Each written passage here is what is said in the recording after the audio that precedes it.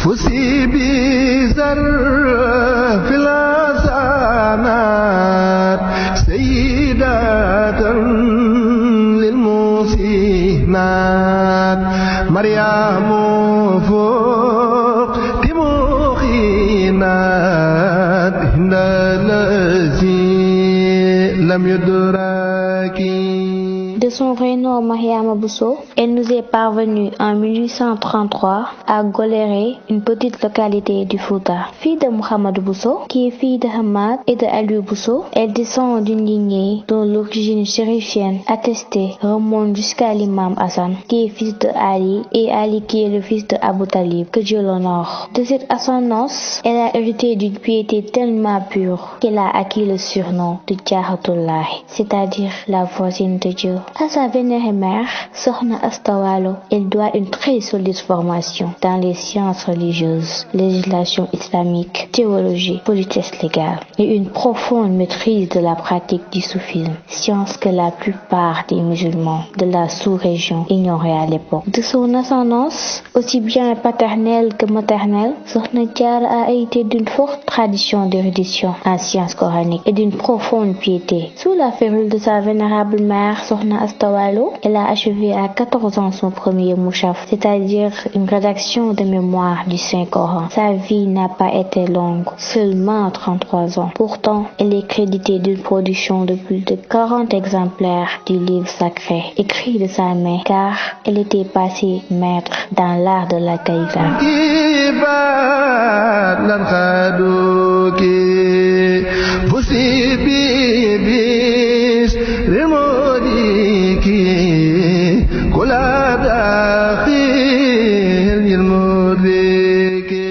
Dans le sillage de la tradition familiale, elle s'est elle-même appliquée à perpétuer les pratiques méritoires comme la vivification des foyers de formation religieuse, la mémorisation du Coran, l'enseignement des sciences religieuses et la pratique du soufisme. Ainsi, elle est arrivée à une maîtrise parfaite de la théologie, de la jurisprudence, mais aussi du tasawwuf. Ici, une parenthèse s'impose. Nous savons que lorsque Dieu parle des hommes, il faut donner à ce vocable son sens générique qui désigne l'espèce et évoque donc aussi bien les hommes que les femmes. Rappelons en effet que les mêmes devoirs et obligations sont également opposables aussi bien aux hommes qu'aux femmes, auxquels Dieu promet les mêmes récompenses et agréments, ou inversement les mêmes punitions pour les mêmes actes, sans discrimination aucune. Cependant, c'est Dieu lui-même qui, dans ses desseins insondables, a placé l'homme au-dessus de la femme. La conséquence est que, quel que soit son âge, une femme est toujours sous tutelle, soit de ses parents, soit de son époux, et que l'agrément de Dieu ne lui est acquis que par le médium de cet époux, dont Dieu lui ordonne de rechercher l'agrément préalable. En dehors de cette disposition, aucune autre distinction n'existe entre hommes et femmes. D'ailleurs, nous l'avons dit plus haut, Dieu, dans ses promesses, comme dans ses mises en garde, dans ses recommandations, comme dans ses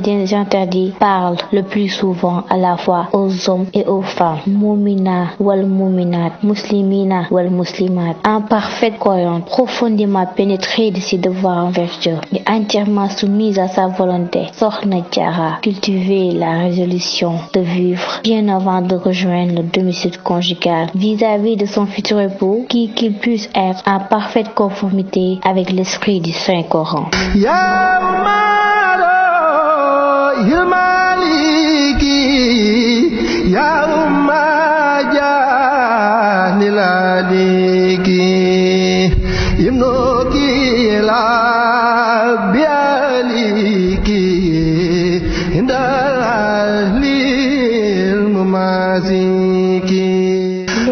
Établi que la pratique religieuse ne saurait être agréée si elle n'est pas assise sur un savoir bien maîtrisé. D'ailleurs, Cheikh Ahmadou Bamba a dit: celui qui, ayant acquis le savoir, ne s'emploie pas à conformer ses comportements et conduites à ses connaissances est comparable à un âne qui ploie sous le fait d'un lourd chargement de livres savants et qui, bien entendu, ne saurait profiter de tant de sciences. Puisqu'il en est ainsi, nous disons que Sokhna Diarra est elle est le parfait exemple d'une piété incommensurable, fécondée par une connaissance insondable des sciences religieuses. Jamais de sa vie, elle n'a manqué une prière. Mieux, elle n'a jamais accompli une prière sans le faire procéder d'ablution scrupuleusement exécutée. De même, chacune de ses prières, soigneusement accomplie à l'instant requis et dans l'orthodoxie la plus pure, est invariablement conclue par une séance ouverte. En dehors du mois béni de Ramadan, elle s'adonne souvent à la pratique du jeûne surrogatoire ou méritoire. Alors qu'habituellement, les femmes se distinguent par le papotage ou le commérage, Sokhna Diarra, pendant qu'elle s'occupait des travaux domestiques ou dans ses va-et-vient entre le puits et la maison, elle récitait entièrement le Dalalul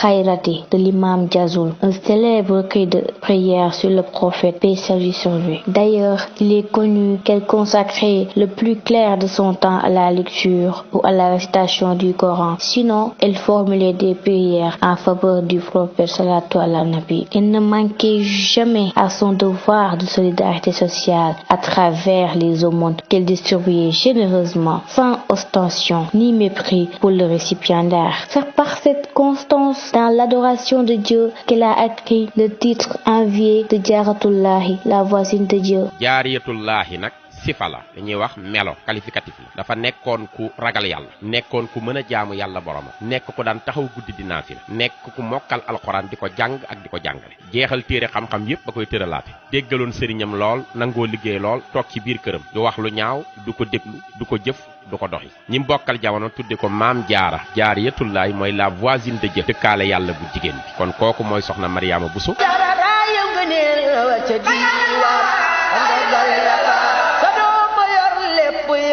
Maam Jaaratullaay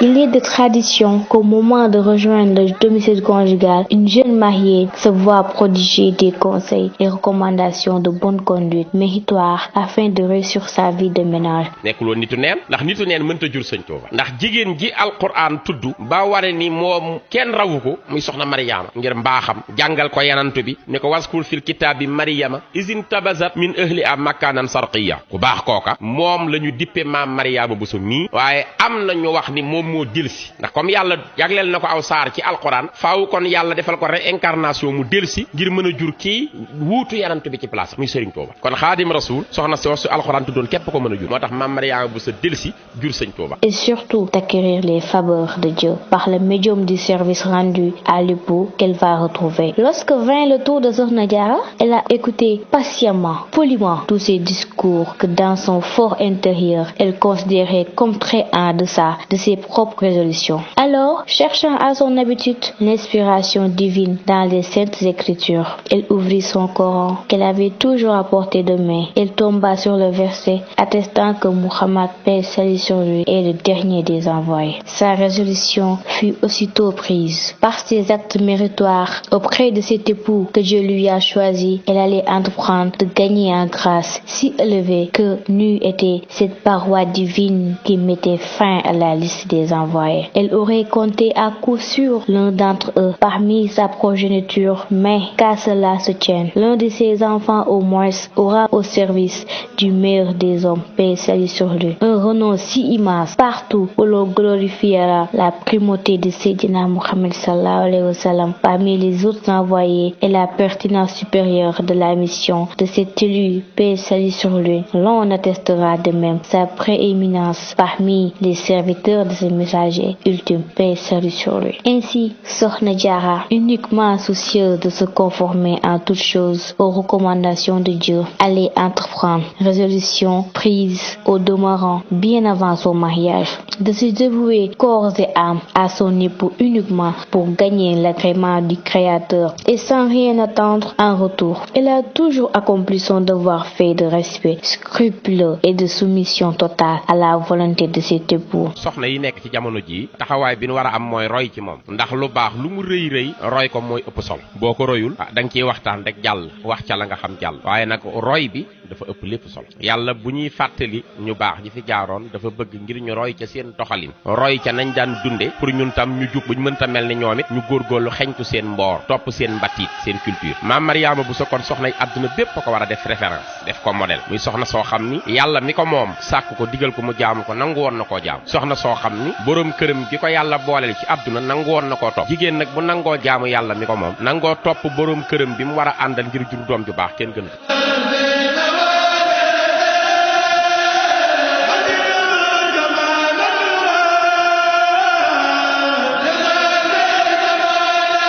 Par exemple, faute d'avoir reçu un contre-ordre de Serigne Mbacké Mor, son époux, il lui est arrivé de passer une nuit entière sous la tornade, agrippé à un pan de clôture, alors que celui-là même qui lui avait ordonné de procéder ainsi était depuis longtemps allé exécuter ses adorations nocturnes dans sa chambre en l'oubliant sur place. waaw ni mu daan doxale ak borom këram dafa dégg moom diine nga yanant bi alayhi salaatu wasalaam ngeen gi mindeef moo ni yanant bi nag soo waxee mooy li yàlla wax yàlla moo ni wa maa yantiqu anil hawa yanant bi du waxee ci bànneexu bakkan lu mu wax man yàlla mag ko wax loo mu wax ko yanant boobu nga xam lu mu wax wér na nee na iza sallatil mar'atu xamsaha ne jigéen bu fekkee julli na waxtoom juróom respecté ko saa bu amut ngànt julli ko wasaamat shahraha nee na mu góorgóorlu ba weeru koor bu jotee mu woor ko ba mat sëkk bu amee ngànt ñu xam daam ngànt waaye bu ko amut mu woor ñu ni ko waaw mu ni wa ataat zawjaha mu topp boroom këram bi ko yàlla booleel topp sa boroom kër mooy bu nee la noppil nga nopp bul génn doo génn toogal ci kër gi nga toog waxal nga wax bàyyil nga bàyyi defal nga def kon wa ataat zawjaha topp boroom kër Sëriñ Tuubaa wax na ni li tax mu tàmmoon taxawu guddi di naafila nee na mu ngi ko jëlee ci wéyjuram bu jigéen soxna Maam Jaara bis lay waxtaan ak ñoom ni ko Ahmadu del taxaw guddi ndax nitu yàlla yu sell yi seen marque dëgg seen habitude li ñu leen di xàmmee mooy di taxaw guddi dafa am benn timis mu xiin lool xaw a yëngu di ngelaw maam Mor Anta Sali wax maam Jaara Buso ni ko soxna Mariyaamu mu ni Mbàkke Balla mu ni ko kaay nga téyel ma sàkket wii ma wuti buum takk ko moo gën a wóor bala muy taw ndax nawetal na maam Jaara Buso jàppal ko ci peru sàkket bi maam Mor Anta Sali dugg ci keesam lii dal ñépp dal ko mu fàtte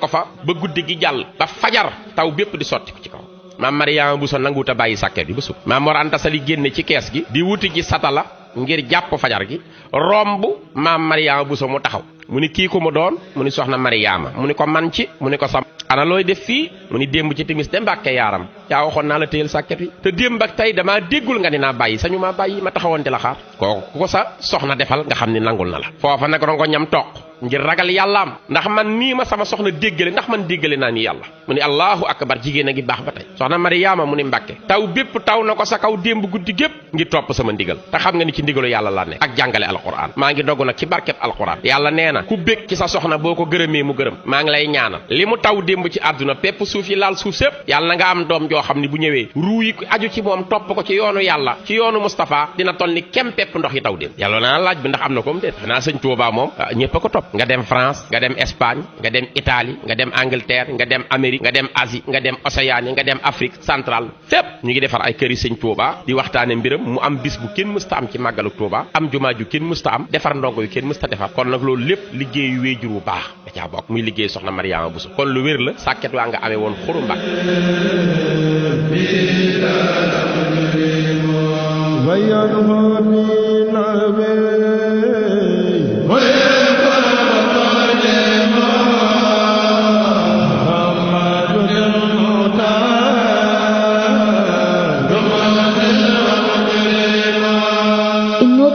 Plutôt que de déroger à l'ordre d'apporter de l'eau que lui avait donné son époux, elle a préféré se jeter dans le puits avec la ferme intention de se servir directement à la nappe pour satisfaire son maître. La raison, c'est qu'elle n'avait pas trouvé de corde sur place pour tirer le précieux liquide. Cet épisode si retentissant demeurait gravé dans la mémoire collective des croyants de ce pays. Il a été par la suite chanté, magnifié par tous les exégètes du mouridisme qui s'en sont servis comme base argumentaire pour instruire nos consoeurs sur leur devoir vis-à-vis de leurs époux. C'est dans la bonne humeur et sans préjudice pour tous ses devoirs de civilité à l'égard des parents et hôtes de son époux qu'elle s'occupait elle-même de ses travaux domestiques et de l'entretien de son foyer. Quand on connaît l'environnement hostile de Porokhane à l'époque, avec la sécheresse et la chaleur qui caractérisent cette partie du Sénégal, on peut mesurer combien étaient durs les travaux accomplis dans ces conditions. Pourtant, Sokhna Diarra ne s'est jamais plainte. Elle n'a jamais rechigné à la tâche pour la seule gloire de Dieu et de son prophète. Paix et salut sur lui. Bon Magal de Porokhane.